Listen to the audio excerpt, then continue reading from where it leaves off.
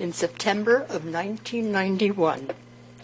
An eclectic group of highly prestigious international scientists with biology backgrounds released a consensus statement in which they said they were certain that there were large amounts of chemicals already released into the environment that could damage the endocrine system in humans and wildlife.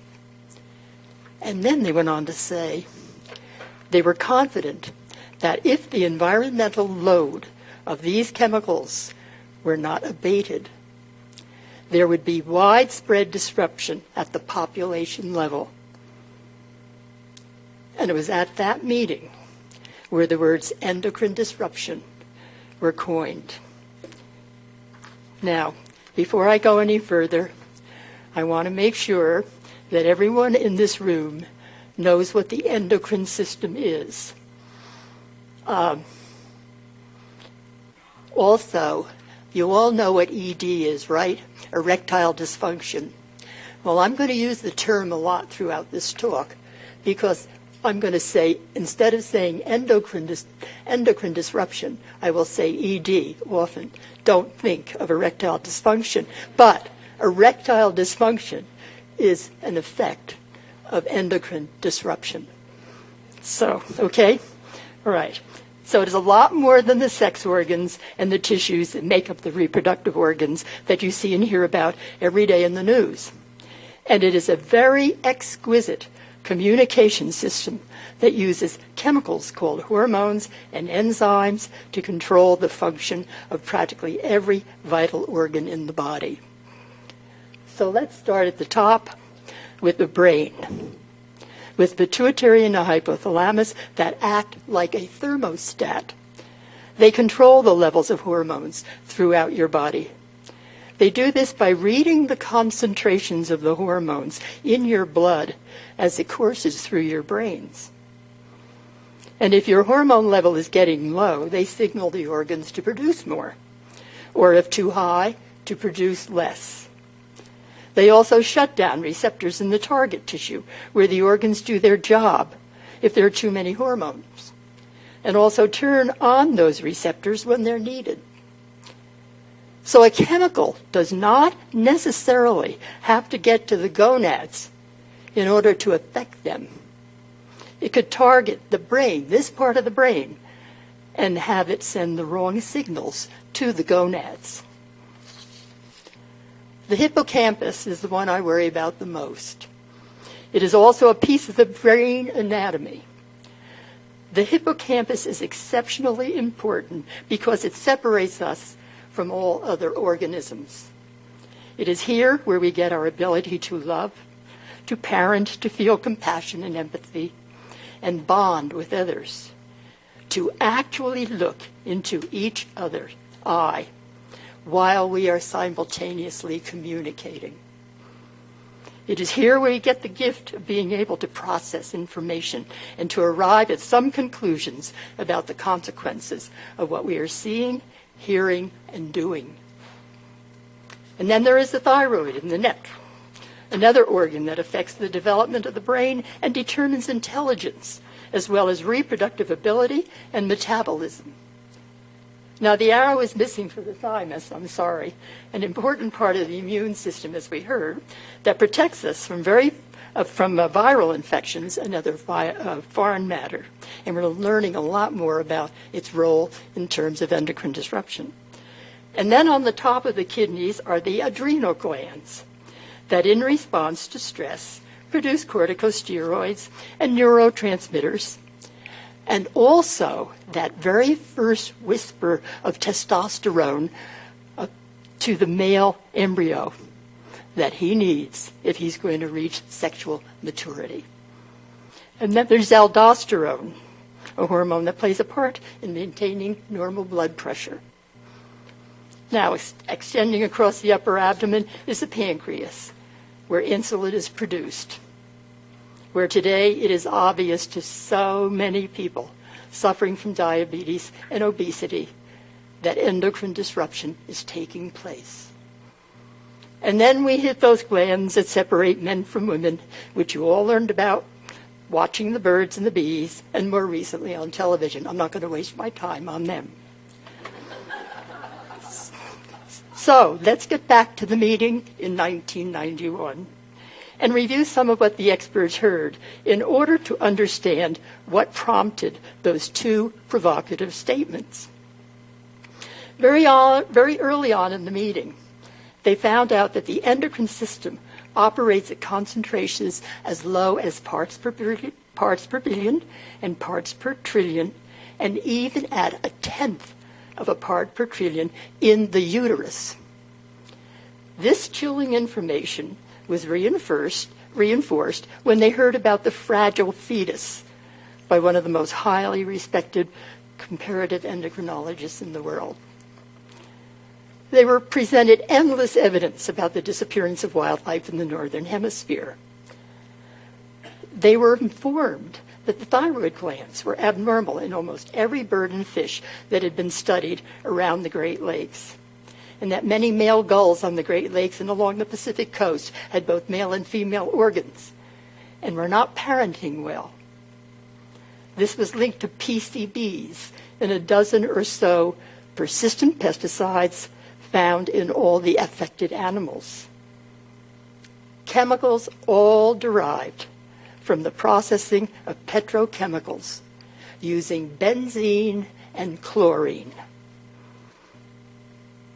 The wild animal mothers were dosing their youngsters with these man-made chemicals while they were still in the womb or through the eggs they were laying. The experts also based their prediction on the very disturbing evidence that the brains were being altered of the human infants and children, whose mothers passed on to them elevated levels of PCBs from their bodies while they were pregnant, altering their progeny's behavior and stealing their intelligence. The EPA at that time had just done some rat studies that linked these functional problems with thyroid hormone disturbances as a result of exposure to the PCBs. And then the attendees had just heard about this disturbing life changes in the men and women whose mothers took DES. From abnormal maturational development to psychological and reproductive disorders. These DES studies provided evidence of damage at the molecular and cellular level, as well as at the individual human level, and were confirmed with human epidemiological studies. Now, although the scientists warned that unless we stop releasing toxic chemicals in the environment, there would be widespread dysfunction, little did they foresee that in less than 20 years, the human race would be suffering from pandemics of disorders that were the result of damage to the endocrine system.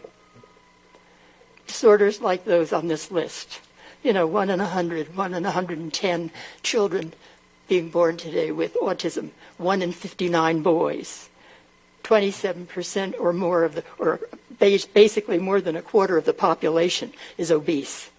1 in every 3rd child born today is going to develop diabetes. In 2010, the cost of just providing medication for these individuals was $174 billion. Infertility, if you want to make money, invest in a fertility clinic. Yes, even Alzheimer's has been traced back to the womb. And of course, the incidence of early onset of testicular cancer, prostate, breast, and ovarian cancers have been very, very clearly now demonstrated as a result of prenatal exposure. And even as the results of prenatal exposure has been shown, even as a result of postnatal exposure in some cases, clearly has been demonstrated now in laboratory animals, like in the case of diabetes and obesity, but also we all know well with pesticides and Parkinson's disease. But often overlooked on the consensus statement was a footnote at the bottom of the first page. And it was a list of 30 chemicals and chemical classes which at that time fit the new term endocrine disruptors. One half of the chemicals on the list were pesticides and or pesticide classes. All were spin-offs from the petrochemical processing and were persistent in the environment. And over the years, many, many more ED lists have been released. But until a Toxic Substance Control Act is written that directly addresses endocrine disruption and does not hide under the guise of toxicology, dangerous pesticides will continue to be used, and new, incompletely tested pesticides will come on the market. So in closing, I would like to remind you, excuse me, that a vast number of manufacturing plants around the world are regularly producing tons and tons of pesticides and other endocrine disruptors made with benzene every day. And I want to ask you one question. Have you ever given any thought to where all that benzene is coming from? I don't see anybody shaking their head. Okay. Well, guess what? It is coming up from the ground in the millions of gallons of crude oil and the millions of cubic feet of natural gas that are mined every day, 24/7, around the world. Benzene has to be stripped off both those products before they can be used. This very toxic, hazardous energy waste product, benzene, is in essence has become the mother of endocrine disruption. Now, recently I chatted with an old man. Yes, I know I'm very old, but he's a lot older than me. He graduated with a BS in chemistry in the early 40s. And he got a job working at an oil refinery and looked up and actually worked his way up to be chief chemist. But he was not happy there. And he finally got the nerve to change his career. Well, he's a French horn player. But anyway. But he told me that he can still see the long line of train tanker cars loaded with benzene that left that refinery every day. And how he has always wondered where they were going and what was it going to be done with it. Well, he met me, and now he knows that the large volumes of poisonous benzene waste and other products from fossil fuel refineries have been converted into diverse, covert, poisonous compounds called endocrine disruptors for over 70 years. And as one looks at how fast the health and well-being of humans has collapsed in just the last 20 years, as we move into the third and fourth generation of people exposed, we have to ask ourselves if fossil fuel-derived endocrine disruption is not posing a more imminent threat to humankind than climate change. The climate change scientists are giving us until the end of this century. Well, the abatement of endocrine disruptors in the environment cannot wait another 20 years, not another generation. Humanity is at risk. So if you're looking for practical solutions to create a healthier world, it is quite apparent that we need to immediately shift to alternative energy and start weaning ourselves from fossil fuels and make it impossible to have more pesticides. Thank you.